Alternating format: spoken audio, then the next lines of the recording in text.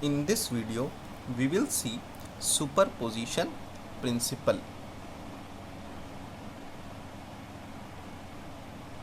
See what superposition principle says. The total force on any charge due to a number of other charges at rest is the vector sum of all the forces on that charge due to other charges taken one at a time. मतलब क्या है, इसको पहले हम easy language में समझ लेते हैं. कोई चार्ज Q नॉट है, ठीक है ना, Q नॉट, ठीक है ना. इस पे लगने वाले फोर्सेस अदर चार्जेस, मान लीजिए इसके नियर बाई अदर चार्जेस हैं, क्या लेते हैं Q1, इसी तरह Q2, ठीक है, यहाँ ले लेते हैं Q3 and so on other charges Q4 and so on other. तो Q नॉट पे लगने वाला जो फोर्स होगा, फोर्स का मतलब हमारा कूलम फोर्स, ठीक है, वो अदर चार्जेस के वेक्टर सम के, अदर चार्जेस के थ्रू लगने वाले फोर्स Q नॉट पे सभी इंडिविजुअल चार्जेस के फोर्स के वेक्टर सम के इक्वल होगा, पहली चीज़.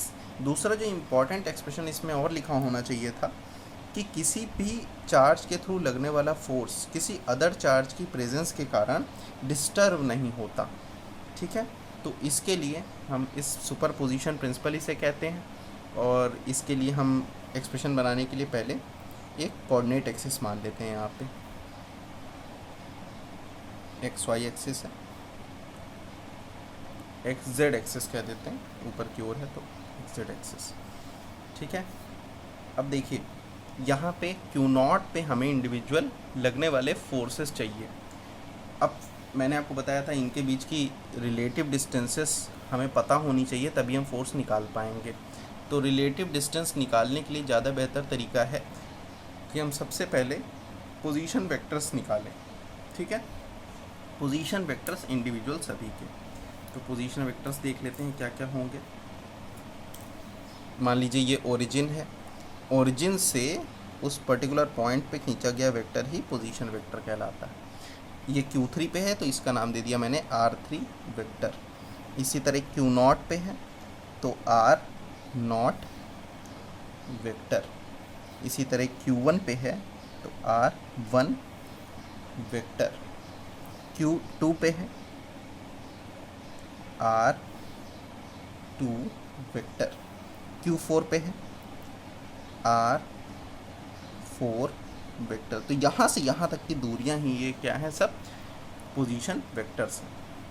अब चूँकि मुझे इंडिविजुअल पहले Q नॉट पे लगने वाला फोर्स Q1 के कारण चाहिए, Q नॉट पे लगने वाला फोर्स Q1 के कारण, तो सबसे पहले Q नॉट से Q1 के बीच की डिस्टेंस यानी Q नॉट से Q1 का डिस्प्लेसमेंट वेक्टर निकाल लें. देखिए ये मैंने जो चार्जेस लिए हुए हैं ये सभी मैंने मान लिया कि पॉजिटिव चार्जेस हैं. पॉजिटिव चार्जेस हैं तो Q1 Q नॉट पे फोर्स लगाएगा, Q1 Q नॉट पे फोर्स लगाएगा, कैसा, रिपल्शन फोर्स लगाएगा. उसकी डायरेक्शन क्या होगी, Q1 Q नॉट को धक्का देगा, किधर की तरफ, ऐसे बाहर की तरफ. मैंने माना Q1 Q नॉट पे जो फोर्स लगाता है वो उसका नाम है F01, जीरो पे लगने वाला फोर्स 1 के कारण. तो F01 क्या चीज़ है, पहले हम लिख लेते हैं, क्रिएचर. F01 is equals to force on zero और Q0 ड्यू टू Q1.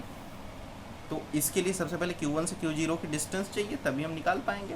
तो मैंने उस डिस्टेंस को मान लिया यहाँ से यहाँ तक है, तो इसको मैंने नाम दे दिया R10 वेक्टर है, क्योंकि ये पोजीशन वेक्टर है. देखिए यहाँ तक ये पोजीशन वेक्टर होगा R10, और F01 इस डायरेक्शन में लग रहा है, देखिए ये बनाया हुआ है F01, ठीक है ना. तो R10 मैंने वो डिस्टेंस माना है. तो सबसे पहले तो हमने जो अपना वेक्टर लॉ पढ़ा है उसके अकॉर्डिंग R10 क्या होना चाहिए, R10 वेक्टर किसके बराबर होना चाहिए, एरो जिधर हो उसको पहले लिख लो, R0 वेक्टर लिख लो, फिर जिधर टेल हो उसको लिख लो, माइनस R1 वेक्टर लिख लिया। कैसे आया था, वेक्टर एडिशन से आता है, R10 vector equal to R0 vector minus R1 vector. ये हमें काफ़ी मदद करेगा फोर्स का एक्सप्रेशन लिखने में। तो देखिए फोर्स के एक्सप्रेशन में F01 लिख रहा हूँ, F01 vector will be equals to 1/4 pi epsilon naught, दोनों चार्जेस का मल्टीप्लिकेशन Q0 Q1 अपॉन में दूरी क्या लिया है, R10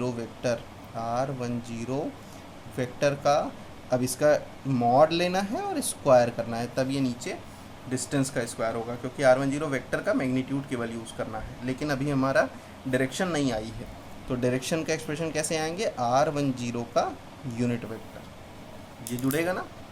ये जो है ये क्वांटिटी में केवल डायरेक्शन बताने के लिए है, इसकी मैग्नीट्यूड क्या है, 1 है, ठीक है। तो अब ये डायरेक्शन हमें कैसे निकालनी है, तो R10 की डायरेक्शन अगर हमें निकालना हो, आपको याद हो कैसे निकलता है, R10 unit vector is equals to R10 का वेक्टर अपॉन में R10 के वेक्टर का मॉड, ये याद होगा आपको, ठीक है। इसको अगर मैं इस वेक्टर के फॉर्म में लिखूं, ये वाले वेक्टर के फॉर्म में लिखूं, तो R10 वेक्टर की जगह क्या लिख सकते हैं, R0 माइनस R1, ये ऊपर वेक्टर है केवल, और नीचे इसी वेक्टर का मॉड है। ये सभी आगे काम आएगा, इसलिए हर फॉर्म में हम लिख दे रहे हैं इसको। सिमिलरली दूसरा फोर्स, अब देखिए दूसरा हम देख लेते हैं। सेकंड पॉइंट ये Q2 है, Q2 के कारण Q0 पे फोर्स, इसके लिए इन दोनों को जोड़ दिया, Q2 और Q0 को, और किधर एरो, Q0 पे लगने वाला फोर्स Q0 यानी Q2 Q0 पे धक्का लगाएगा, तो ऐसा होगा। फोर्स को मैंने नाम दे दिया F02, 0 पे लगने वाला फोर्स 2 के कारण, तो F02 क्या है, F02 वेक्टर जो फोर्स है, it is equals to force on Q0 due to Q2, alright. तो ये एक्सप्रेशन लिखते हैं, F02 vector is equals to 1/4 pi epsilon naught, ठीक है, और Q0 Q2 बाई, अब देखिए यहाँ डिस्टेंस क्या है, R20 वेक्टर के मॉड का स्क्वायर, जहाँ R20 कहाँ है, यहाँ से यहाँ तक का वेक्टर है, इसको मैंने नाम दे दिया R20 वेक्टर, और इसकी एरो किधर होगी, Q0 की तरफ, यानी एरो जिधर है वो वाला वेक्टर ये है, और टेल जिधर है वो वाला वेक्टर ये है, यानी R20 वेक्टर, और सॉरी यहाँ पे एक चीज़ और जोड़ना है, R20 का यूनिट वेक्टर, जहाँ R20 वेक्टर किसके बराबर होगा, position vector, displacement vector R20 किसके बराबर होगा, जिधर हेड हो उस वाले को पहले लिखो R0 वेक्टर, माइनस जिधर टेल हो, ये वाले वेक्टर R20 का टेल यहाँ पे है तो R2 के वाले पे है, R2O से यहाँ तक है ना, तो R2 वेक्टर। अब इसी को हम क्या लिख सकते हैं, F02 vector is equals to 1/4 pi epsilon naught Q0 Q2 by, यहाँ पे साफ साफ लिख लेते हैं R20 वेक्टर के मॉड का स्क्वायर और यूनिट वेक्टर R20। अभी हम सबको इंटरचेंज करेंगे, तो यहाँ से अब देखिए यूनिट वेक्टर R20 क्या लिख सकते हैं, जैसे मैंने पीछे निकाला था वैसे ही लिख लेता हूँ, R20 वेक्टर का यूनिट वेक्टर, यहाँ से देखिए इसी तरह यहाँ पे भी लिख लीजिए R0 माइनस R2 अपॉन में mod of R0 minus R2 vector का मॉड हो गया, तो ये यूनिट वेक्टर, ये दोनों क्वांटिटी हो गई, ये वाली। इसी तरह मान लीजिए कोई nवां पार्टिकल होता कहीं पे, 2 3 4 सबके लिए ऐसे ही लिख सकते हैं, ठीक है। तो nth वाले के लिए अगर हमको निकलना है 0n लिख लें, देखिए मैच करिएगा इससे, 0n वेक्टर यानी nth पार्टिकल का फोर्स Q0 वाले पार्टिकल पे 1/4 pi epsilon naught Q0 Qn by R zero N के वेक्टर के मॉड का स्क्वायर और R zero N unit vector. यहाँ तक कोई दिक्कत नहीं है। जहाँ R zero N unit vector जो है वो कैसे होगा, यहाँ देखिए आर जीरो वन था तो ऐसे, क्योंकि R zero minus R one करना है, तो R zero minus R N vector upon में mod of R zero minus R N vectors के रेशियो, ये हो गया यूनिट वेक्टर। तो ये सभी एक्सप्रेशंस हमने फोर्स के, इस तरह हम एन सभी के एक्सप्रेशंस निकाल सकते हैं। अब क्या कहता है, सुपरपोजिशन प्रिंसिपल के अकॉर्डिंग एफ क्यू जीरो पे लगने वाला फोर्स, एक फोर्स ये, एक फोर्स ये, एक फोर्स ये, सभी अलग अलग क्यू जीरो पे लगने वाले फोर्स हैं। Q1 के कारण, Q2 के कारण, ठीक है, Q3 के कारण, Q4 के कारण, सभी करते जाएंगे, लेकिन सबका लास्ट में क्या करना पड़ेगा, सम करना पड़ेगा। तो F0 वेक्टर, ये जो हमने लिखा अभी तक, देखिए 01 02 लिख रहे थे, अब मैंने केवल 0 लिखा। ये F01 यानी फर्स्ट Q1 चार्ज के कारण Q0 चार्ज पे फोर्स, प्लस Q2 चार्ज के कारण Q0 चार्ज पे फोर्स, प्लस Q3 चार्ज के कारण Q0 चार्ज पे force, and so on so fourth till F0n vector nth charge के कारण 0 चार्ज पे फोर्स। अब सभी एक्सप्रेशंस को हम साथ में लिखते हैं। पहला वाला एक्सप्रेशन देखिए, यहाँ पे F0 वेक्टर यानी Q0 चार्ज पे लगने वाला फोर्स, पहला वाला 1/4 pi epsilon naught Q0 Q1 by, यहाँ देखिए Q0 Q1 बाई R10 का स्क्वायर और यूनिट वेक्टर R10। बाद में हम सारी ये सब वैल्यूज़ रखेंगे, अभी फ़िलहाल R10 मॉड का वेक्टर के मॉड का स्क्वायर और R10 यूनिट वेक्टर, ठीक है, प्लस दूसरा वाला 1/4 pi epsilon naught Q0 Q2 upon R20 vector के मॉड का स्क्वायर और R20 यूनिट वेक्टर। ये केवल नंबर है, बहुत कठिन सा दिख रहा है, लेकिन असल में ये एक 1 2 3 टाइप का नंबर है।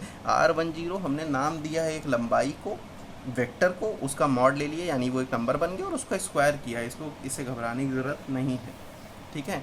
प्लस ऐसे सभी को बढ़ाते जाएंगे। nth वाले के लिए लिख लें 1/4 pi epsilon naught Q0 Qn by Rn0 vector होगा कोई, ठीक है ना। देखिए यहाँ पे यही थोड़ी सी गड़बड़ है, यहाँ 0n की जगह में क्या लिखना चाहिए, n0 लिखना चाहिए, n0 लिखना चाहिए, n0 0 माइनस n, जैसे और पहले में लिखा है, तो कन्वेंशन बना रहेगा Rn0, ठीक है, और Rn0 का यूनिट वेक्टर, ठीक है ना। तो अब ये सभी में कॉमन क्या है उसको एक साथ ले लें। F0 वेक्टर टोटल में 1/4 पाई एप्सिलॉन नॉट कॉमन है, ठीक है। Q0 भी बाहर ले लेते हैं, तो Q0/4 पाई एप्सिलॉन नॉट सभी में था। अंदर क्या बचता है, देखिए Q1 upon R10 vector, R10 unit vector, plus Q2 upon R20 vector. देखिए यहाँ पे ये इसको mod square R20 unit vector, plus and so on and so fourth Qn upon Rn0 vector और Rn0 का यूनिट वेक्टर, ठीक है ना, Rn0 का यूनिट वेक्टर। ये हमारा एक्सप्रेशन अंदर बचा, ठीक है। अब इसको क्या है, हमें समीशन फॉर्म में लिखना है। तो समीशन फॉर्म में लिखने के लिए क्या करेंगे, देखिए